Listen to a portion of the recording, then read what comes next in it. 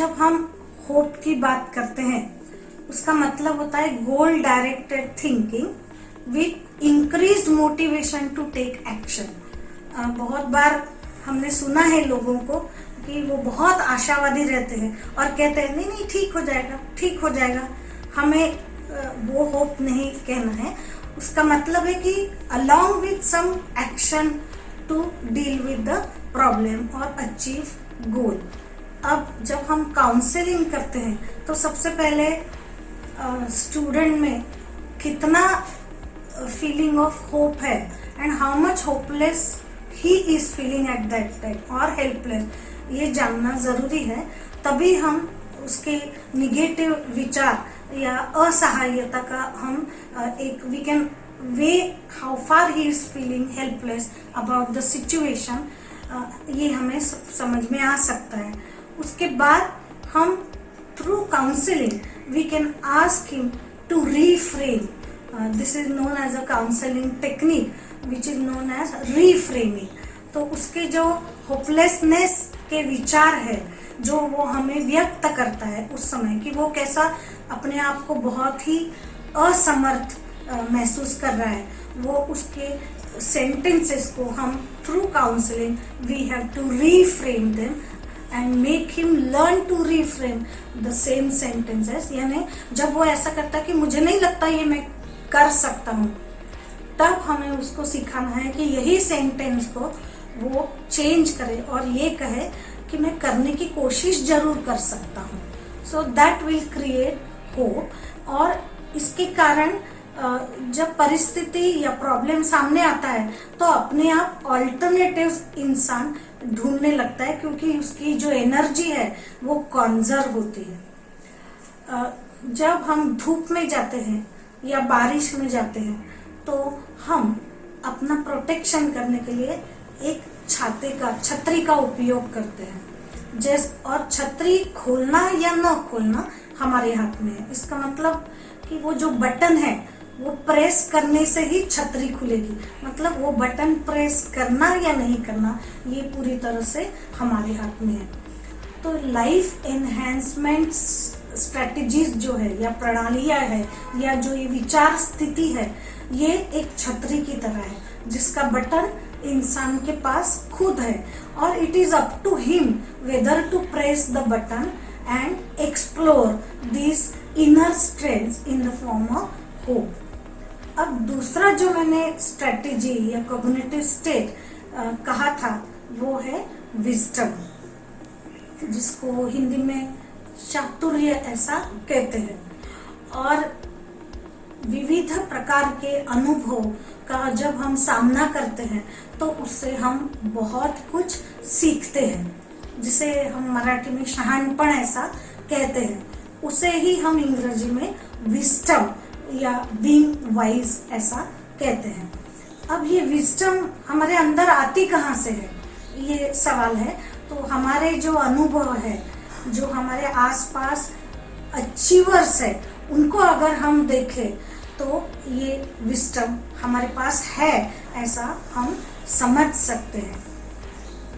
एक बहुत सुंदर अनुभव मैं यहाँ शेयर करना चाहूंगी कि जब एक क्लास में मैंने सब व्यक्ति जो पार्टिसिपेंट थे उनको मैंने बताने को कहा कि उनकी जीवन की एक बहुत ही हिला देने वाली परिस्थिति जिनका सामना उन्होंने बहुत ही सक्सेसफुली किया है and they have turned out to be winners, ऐसा मैंने सबको बताने को कहा। तो उन्होंने इतनी विकट परिस्थिति का सामना कर वो बहुत ही सक्सेसफुल तरीके से बाहर उससे निकलकर एज विनर्स आए थे। फिर मैंने उनको पूछा कि अब मुझे बताइए कि उस परिस्थिति का अगर आप सामना कर सकते हो, उसका मतलब आपने उस प्रॉब्लम को किस तरह से सॉल्व किया है, उसमें छुपी हुई थी आपकी विजडम। विजडम का और एक नाम अगर कहे तो दैट इज गट फीलिंग और intuition.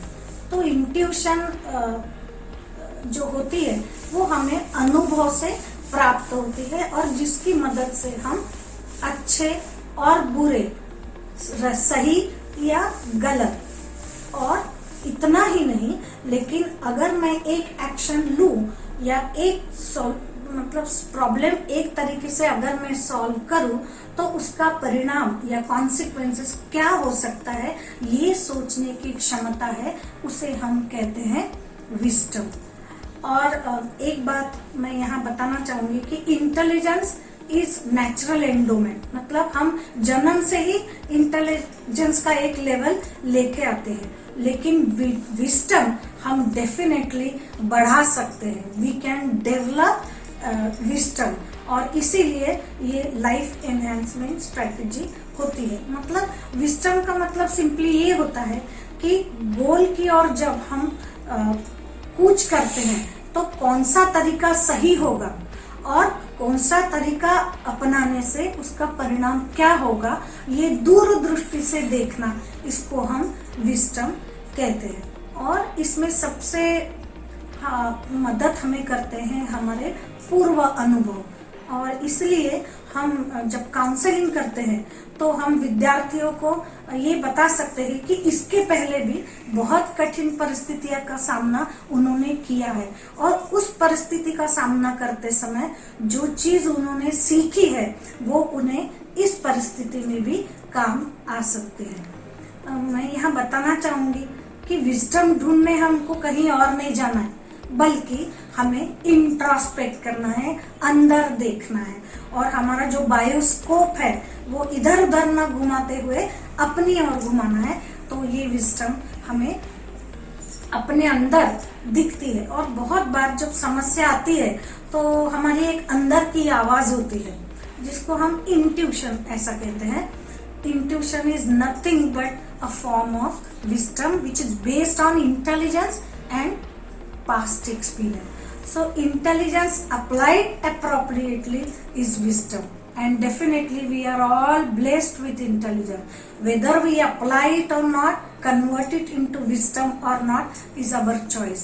And definitely a counselor can help the person to think about various ways in which he has tackled problems previously, which can help him to deal with the present situation. और of course जैसे जैसे प्रगल्भता बढ़ती है तो चातुर्य और wisdom develop या विकसित होता है। तीसरा जो मैंने कहा था लाइफ एनहांसमेंट स्ट्रेटजी, यहाँ विजडम में सोच बहुत अलग होती है।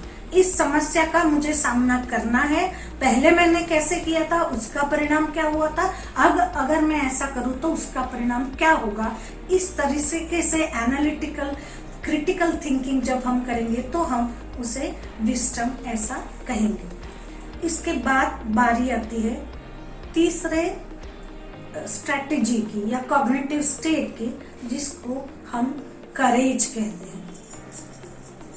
करेज यानी धैर्य जो है वो हम सबके पास होता है, सबके पास, और हमने उसका उपयोग बहुत परिस्थितियों में किया भी रहता है। लेकिन कभी कभी हमारे अपने शब्द या हम जो अपने आप से सेल्फ टॉक करते हैं उससे हमें ऐसा लगने लगता है कि अब मेरे पास कुछ भी करेज नहीं है। But definitely we are all blessed and born with some amount of courage. ज्यादातर लोग ऐसा सोचते हैं कि युद्ध पे जाना या कोई बड़ी बात करना या कोई फिजिकल एक्टिविटी औरों से अलग करना, हट के करना, that is only courage. But I beg to inform you all that this is not the end but just a beginning of courage, and only one aspect of courage. Courage can be physical, courage can be psychological, and courage can be moral. तो ये तीनों चीजें, physical करेज का मतलब होता है कि कोई भी एक्टिविटी, कोई भी रिस्क लेके कोई काम करना, जो ज्यादातर लोग करने को डरते हैं रिस्क लेने से, वो काम करना, लगातार करना, मेहनत से करना, वो हो गया फिजिकल करेज। साइकोलॉजिकल करेज क्या होता है कि अपने आप को निराश न होते हुए अपने स्ट्रेस को मैनेज करके, अपने एंजाइटी को डील करके परिस्थिति का सामना करना, या अपने अंदर की निगेटिविटी को निकाल के उसमें पॉजिटिविटी को लाना, ये है साइकोलॉजिकल करेज। और आजकल के जमाने में मुझे पर्सनली ऐसा लगता है कि one has to have moral courage, क्योंकि जब भी इंसान कोई गलत काम करता है तो सबसे पहले उसका कहीं तो भी कॉन्शियस उसको बताता है कि he has done something wrong, और तभी उसका आधा करेज कम होता है। इसलिए moral courage is also equally important. Moral courage का मतलब ये होता है कि सही और गलत इन दोनों में फर्क कर पाना, that is ability to discriminate between right and wrong, and not only that, have the capacity to go by the right and avoid wrong।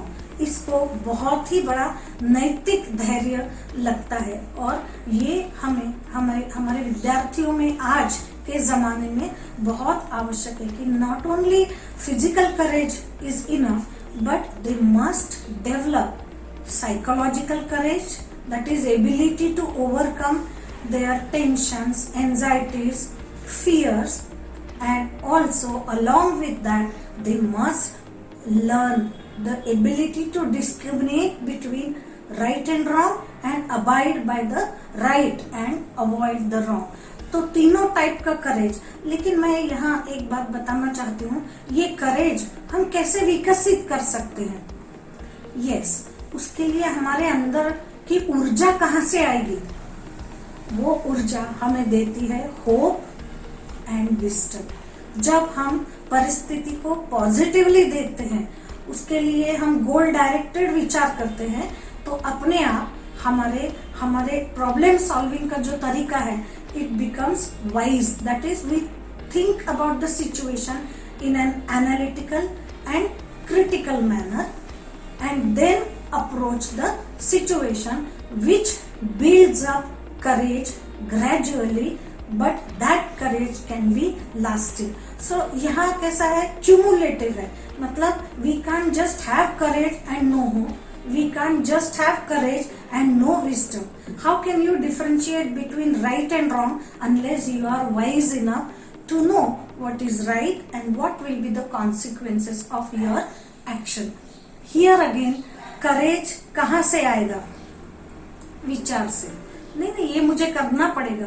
Through counselling sessions we can build up the confidence of the students by again helping them to reframe their own sentences और look at things in a positive manner, so that gradually they can develop and build up courage।